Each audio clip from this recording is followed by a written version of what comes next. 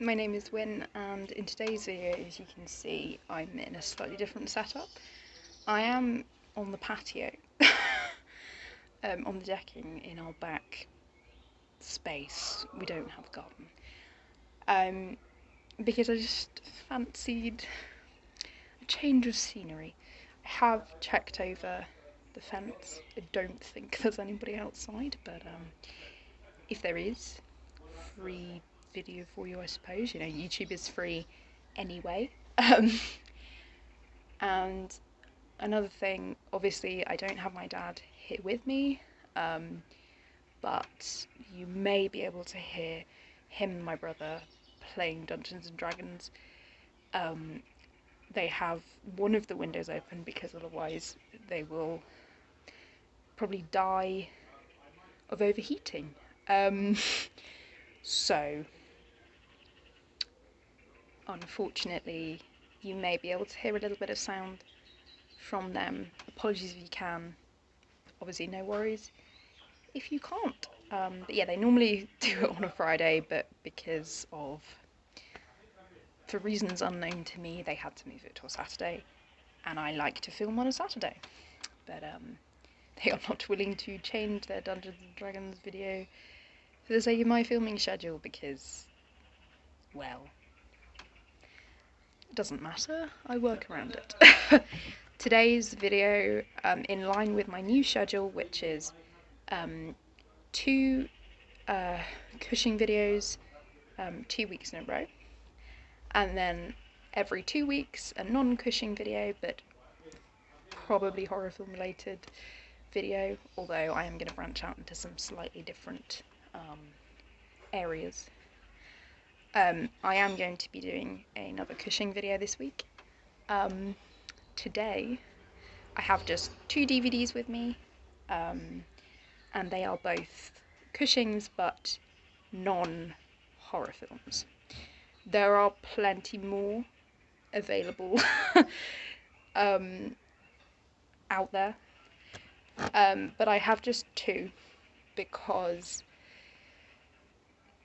the films that Cushing is most well known for, the ones that are most readily available, are his horror films, so it makes sense that his non-horrors are quite difficult to get hold of, but I am on the lookout for those rarer films.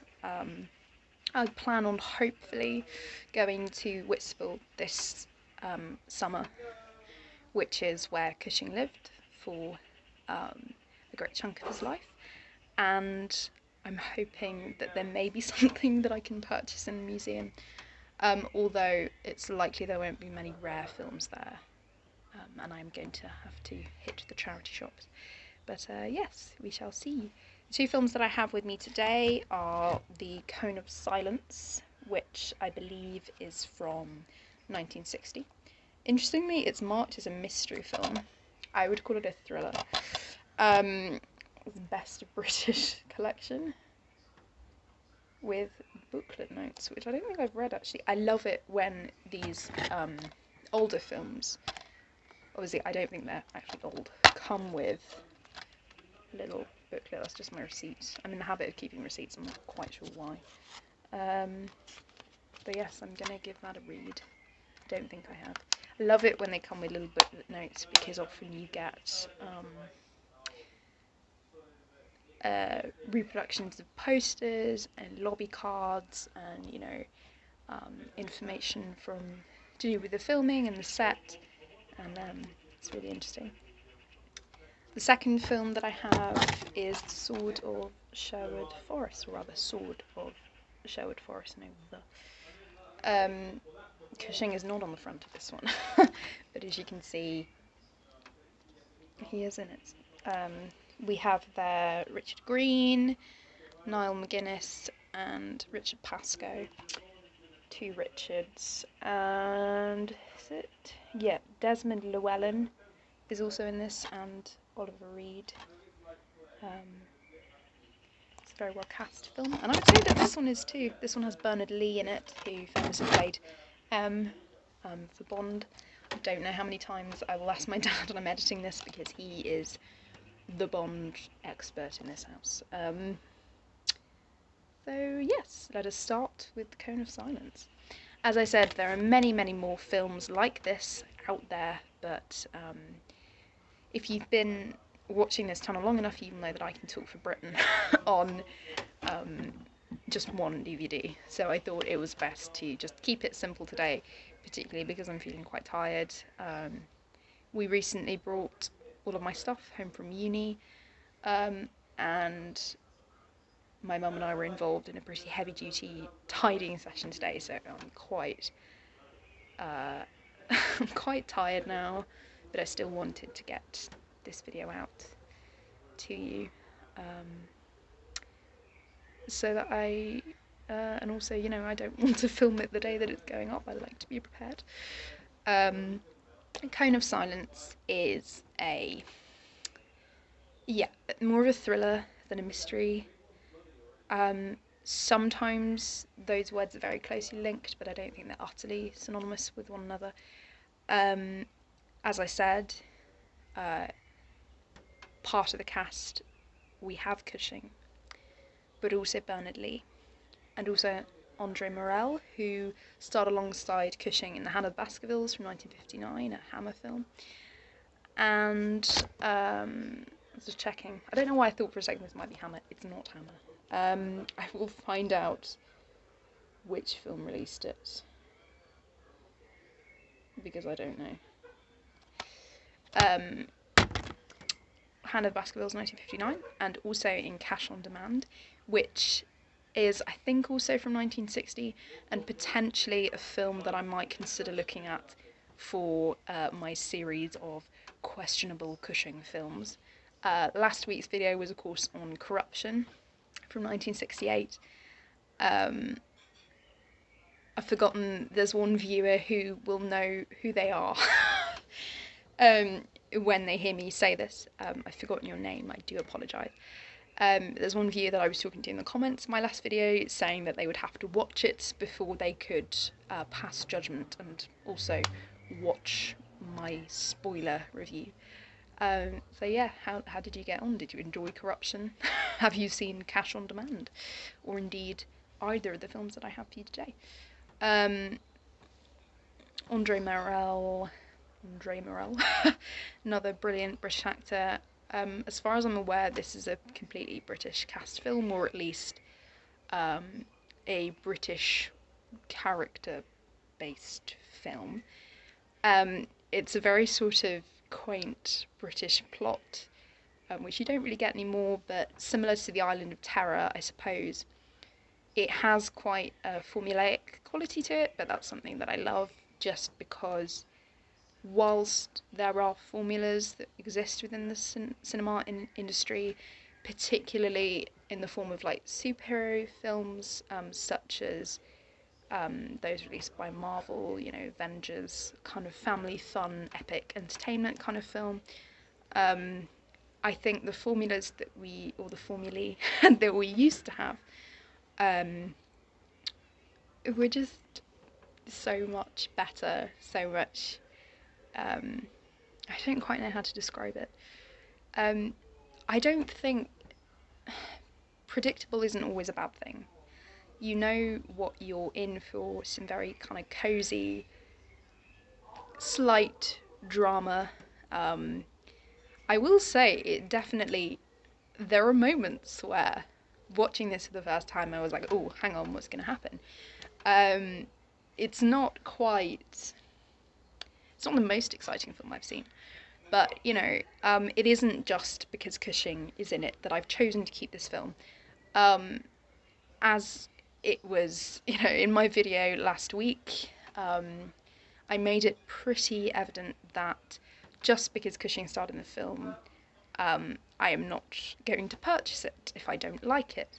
And this is definitely one, Cone of Silence, that I do like. A pilot comes down, damages a plane quite badly on one journey, and he's taken to court. They try to work out whether the pilot was at fault or the aircraft was at fault. And I can't remember what they rule. You see, this isn't a completely like spoiler review, I promise, because it's been a while since I watched this. And as I've said countless times on this channel already, I know that not everybody likes spoilers. um, and when he goes in the plane the second time, it crashes. I'm pretty sure this is on the synopsis.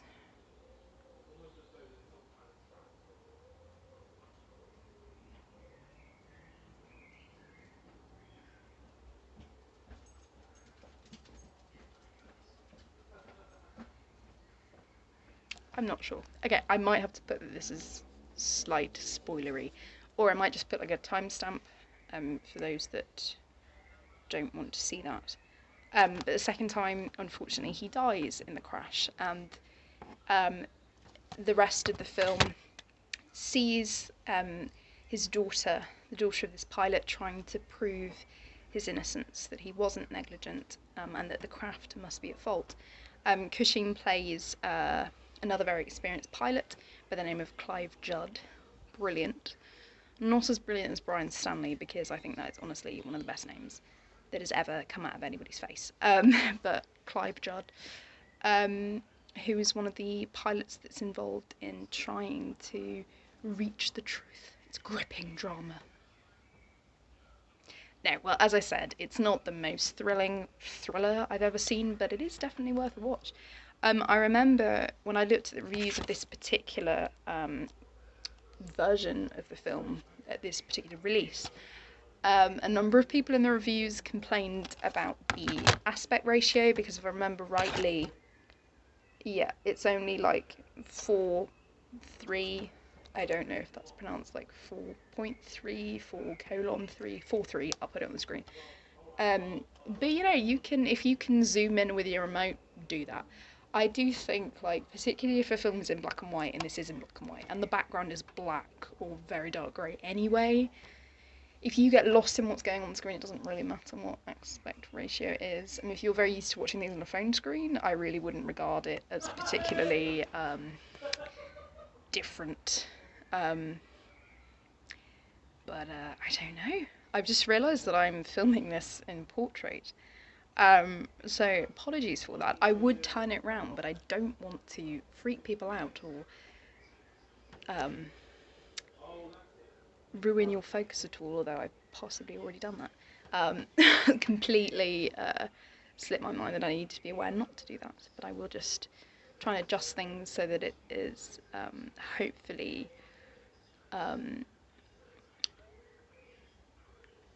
as non-irritating as possible.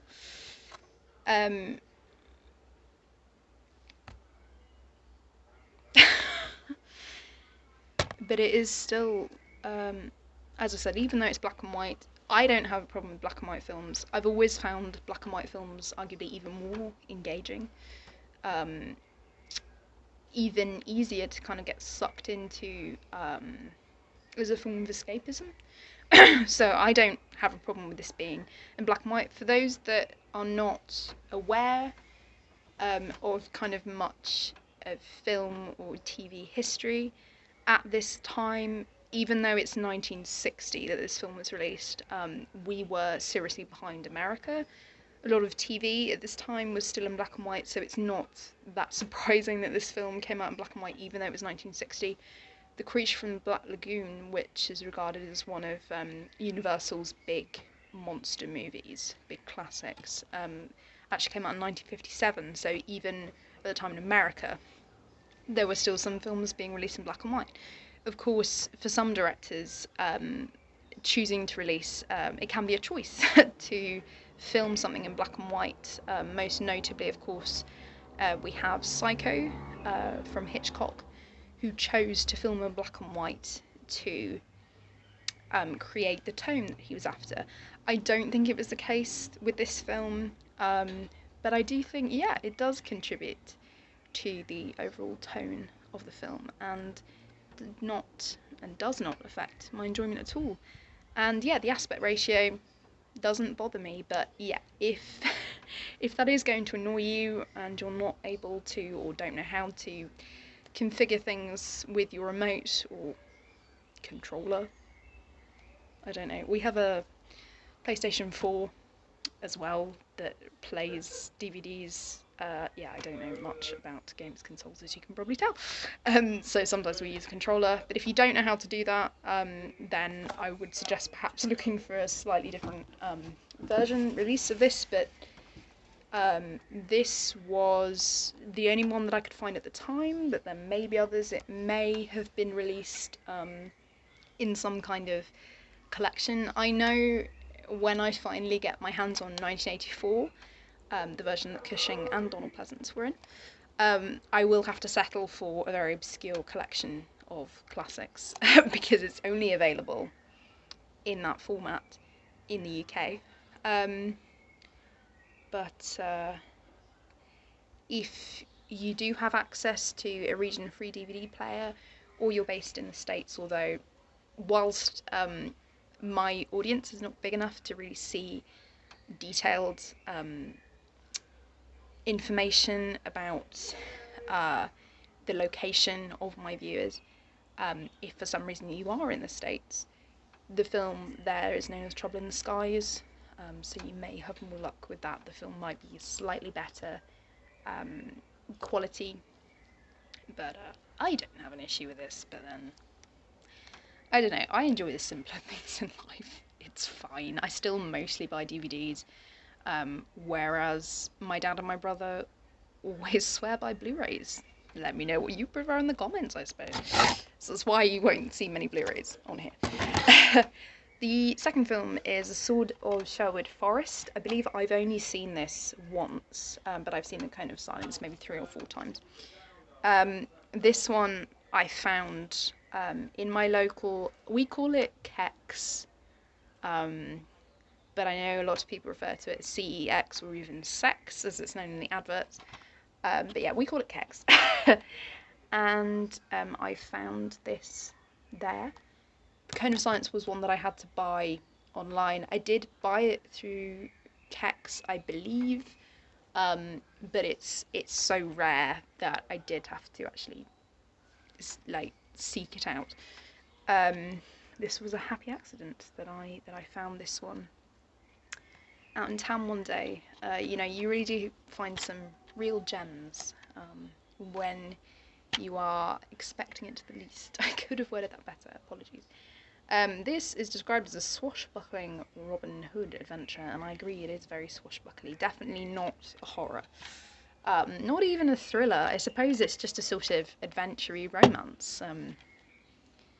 I mean, how else would you describe Robin Hood? It's as you would expect it to be, but yes, it is rather swashbuckly. It is by Hammer. I don't know. Oh, this was 1960 as well, I believe. And as I said, we have Richard Green, we have Peter Cushing, Richard Pascoe, Niall McGuinness,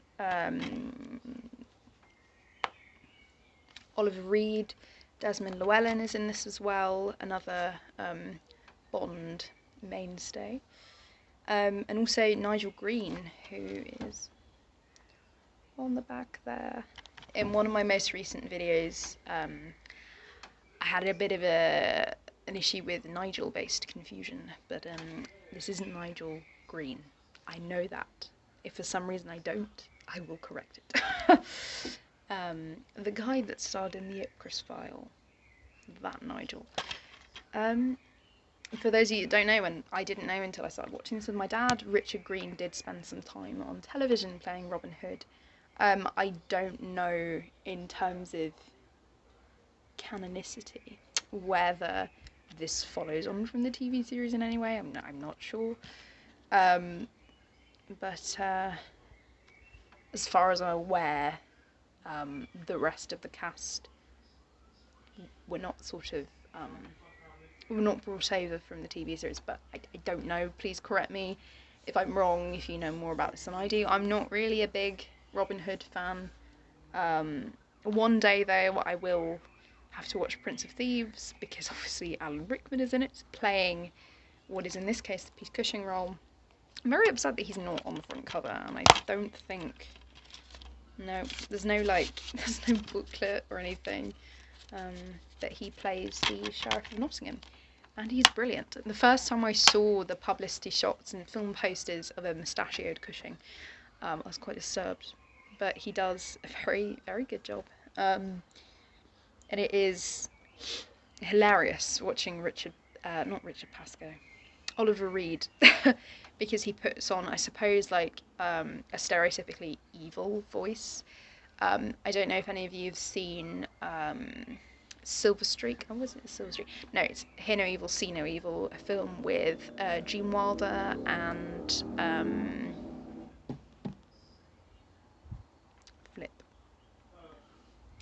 Richard Pryor, which, yeah, I'd love to do a video on the films starring that little double act there, Richard Pryor and Gene Wilder. Hear No Evil, See No Evil, brilliant film that has Kevin Spacey in it, playing like a British villain guy. So yeah, I think he was actually like the right-hand man of the main villain. And he did this sort of very stereotypically evil, quite squashed voice. Not entirely convincing, but that's what Oliver Reed does in this film, and it's very clear that they want you to see him as a bad guy.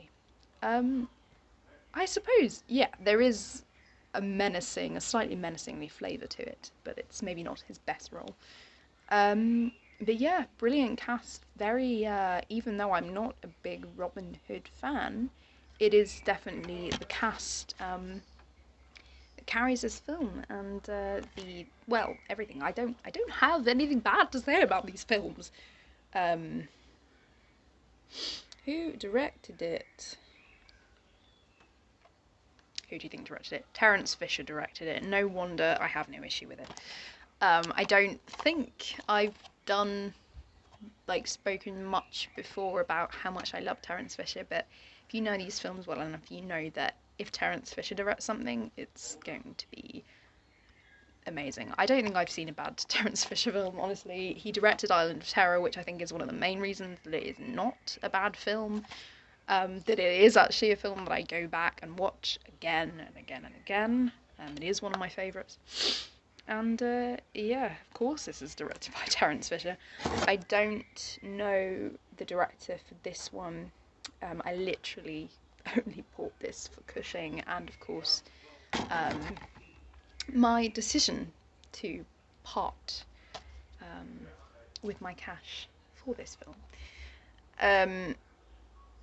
was solidified upon my discovery that it also featured such a magnificent supporting cast. But Charles Friend, without the I, yeah, I don't know him. Yeah, I would say overall, do I prefer Cushing in horror films? Yes, I do. That is what he excelled at. That is what he enjoyed being in. I mean, interestingly, I believe there's an interview in which he says as much, and I will try and link that below if I can find it. Cushing didn't believe that he did horror films because he thought it was like the wrong word to describe it, more fantasy than horror. And yeah, I think, you know, horror definitely comes under the heading of fantasy. And I think both genres, or indeed, if you see, yeah, we'll go with genres. Both genres have a very human aspect to them.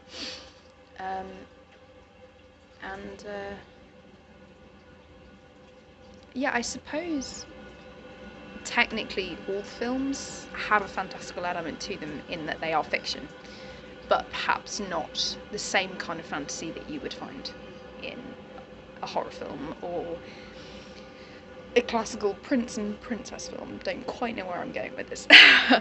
But I will continue to say till the day I die, and I know I probably phrased it like that before, that Cushing never gave a bad performance, and I do not think necessarily that his performances in horror are better. Um, there's just an awful lot more material there. But I do think if you are a Cushing fan and you would like to see more of his work, if you're getting to the same kind of point that I'm now at, in which you have basically seen all of his films, basically own all of his films, then I would recommend branching out and trying to find some of his more varied genre work. And these two are a brilliant place to start. If you have any suggestions, as always, for any films, really, but specifically classic British 50s to late 70s, or even, I like 30s and 40s, and I do occasionally watch, I do occasionally foray into the silent era of film. Then do let me know. If you've seen both of these, or indeed one of them, if you've seen, let me know which one you prefer, why you like them, why you don't. I'm curious. Let's have a little discussion in the comments. As always, thank you so much for watching. I know that this video is a little bit shorter this week, but I hope it wasn't too dry for you. Thank you so much, and take care of yourselves. I will be here next Sunday with a non-Cushing video, unless I can convince my dad that D&D is not as important as my channel. Goodbye.